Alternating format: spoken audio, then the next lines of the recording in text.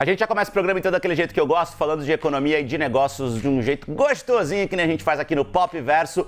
E o assunto agora é um assunto delicioso, principalmente para quem gosta de brindar não só com um café ou com água, que nem a gente faz aqui no nosso horário de trabalho, mas com vinho. E a gente vai fazer um brinde com vinho agora ao professor Marcos Bedendo, ele que é professor de branding, de marketing da ESPM. A gente já conversou em outras oportunidades, né, professor? No CNN Soft Business, junto com o Naka também, para falar sobre marketing, sobre outras iniciativas. E o papo hoje é sobre a chegada de um vinho aqui no Brasil, que é o Cali by Snoop, que é o vinho do Snoop Dogg. Então, é um rapper americano, super conhecido, né? Um cara conhecido no mundo inteiro e que agora resolveu lançar uma marca de vinho. Professor Marcos, o que tem a ver um rapper lançando marca de vinho, cara? Por que esses artistas fazem isso? Essa é uma forma, na verdade, de você ter, né? Eles têm um grande ativo, né? Dentro do que eles são, né? Um grande ativo dessas pessoas é a sua imagem, né? Então é a maneira como eles conseguem ali agregar um conjunto de pessoas ao redor deles, ter uma comunidade ali que os segue. Então esse, na verdade, é o grande ativo de uma celebridade ou de um artista, de um esportista, qualquer pessoa que tem uma relevância aí cultural, né? Social e tal, importante.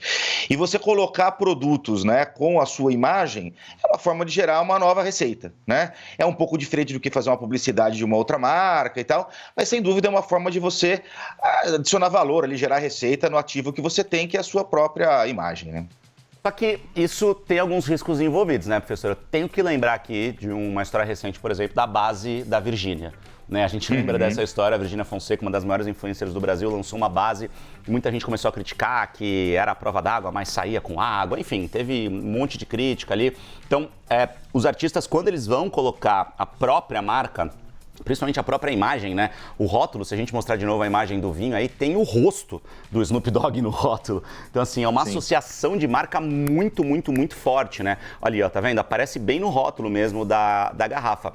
O artista precisa tomar muito cuidado também para fazer isso, né? Porque é uma linha de receita nova. Esse vinho, por exemplo, eles estavam querendo vender 125 mil caixas no primeiro ano.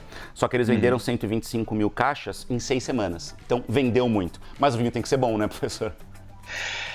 Exato. Então, o que uma celebridade faz por uma marca, e aí, inclusive, as marcas próprias das celebridades, é justamente alavancar o início da aceitação do produto no mercado, né?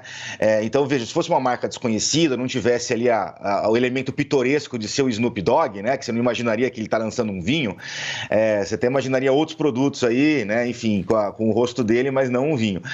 Então, é claro que ele gera uma curiosidade muito grande, né? Ele gera matérias como essa daqui, ele gera discussão social e tal. Então isso naturalmente alavanca muito rapidamente a compra ou interesse em você experimentar esse produto, né?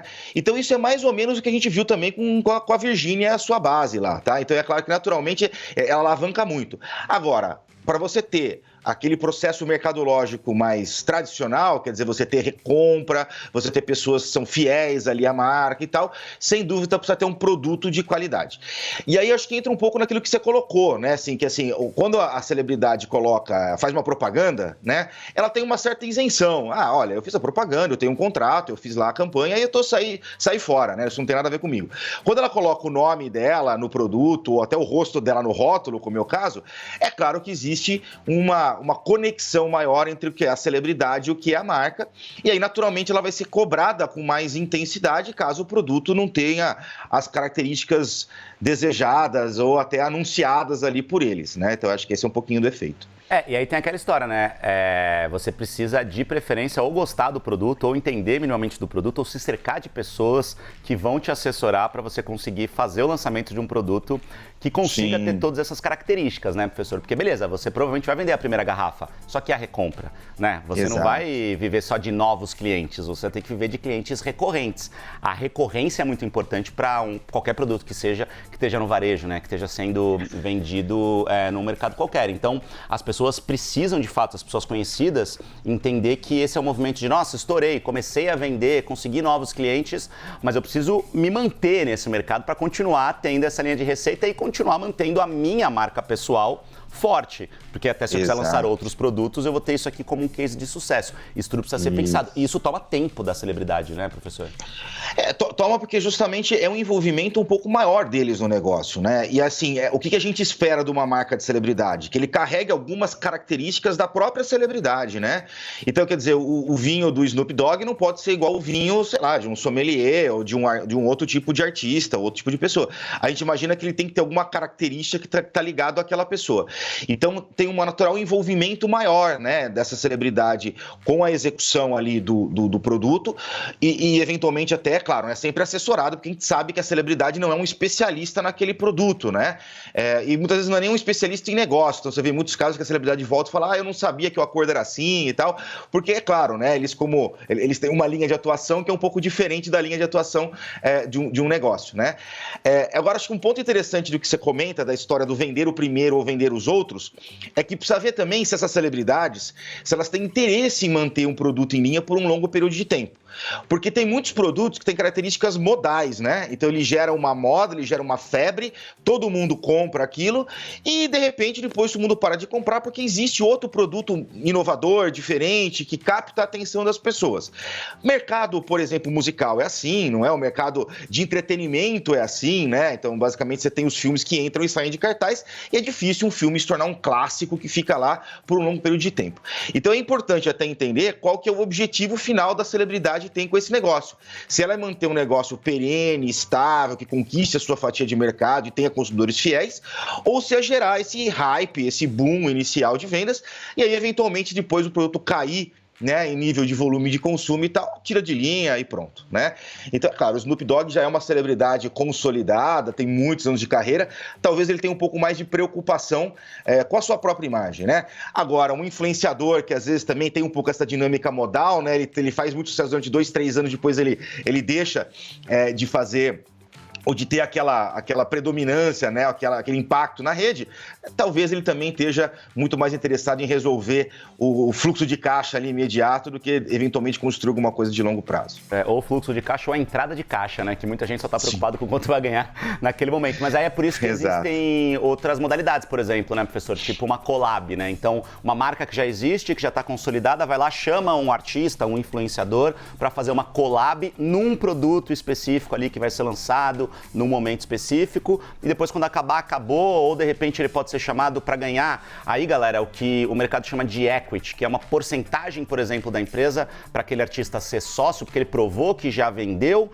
e aí ele de fato coloca a marca dele definitivamente naquele produto. São possibilidades aí que o mercado coloca para essas celebridades, né, professor? Então tem várias maneiras de fazer isso, né?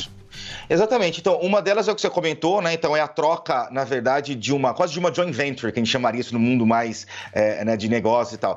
Mas onde ele tem, na verdade, um percentual daquele produto ou daquela linha de produtos, né? Então, essa é uma troca da imagem dele pelo equity, né? Ou pelo um percentual ali daquela empresa que está sendo constituída ali como uma joint venture, né? Uma junção entre a empresa dele e uma outra empresa eventualmente já estabelecida de mercado. Existe também o pagamento por royalty, né? Então, nesse caso, ainda que você tenha uma vinculação muito grande, perfume, né? Que historicamente faz muito isso. Você tem uma vinculação muito grande entre a celebridade e o produto, às vezes até com o nome, né? O nome do produto é o nome da celebridade, mas aí você ganha um percentual sobre faturamento. Então, isso é um acordo de royalty, não é uma empresa instituída, mas é um royalty. Um caso que voltou agora à tona com discussão, né, e tal, que é um caso de royalty, é o caso do Michael Jordan com a linha Air Jordan lá da Nike, né? Então, nesse caso, ele é um produto que o Michael Jordan tem um royalty, e nesse caso, ele é um caso interessante, eu acho que até pode ser uma inspiração importante para as celebridades, como também para as pessoas escolherem bons produtos de celebridades, né? Quer dizer, nesse caso, já tem uma linha de produto que está há muitos anos no mercado, ela tem o seu espaço cativo, ela até entra em outros esportes que não são o basquete, que seria até uma coisa meio estranha, mas porque justamente existe uma qualidade inerente ali ao processo, né? O produto é bom, o design é bom, ele atualiza com frequência, né? Então aí você entra dentro de um ritmo de um produto normal que continua tendo ali um valor ao longo do tempo e não necessariamente quando o Michael Jordan estava no seu auge, né? Então acho que até fica como um evento um processo interessante que pode acontecer assim com celebridades e aí gera, né, justamente esse valor ao longo do tempo, né? E um valor que ele é muito mais passivo, não é? Então o produto está lá, ele já tem os seus clientes, já tem os seus consumidores fiéis, então ele acaba tendo um outro tipo de receita.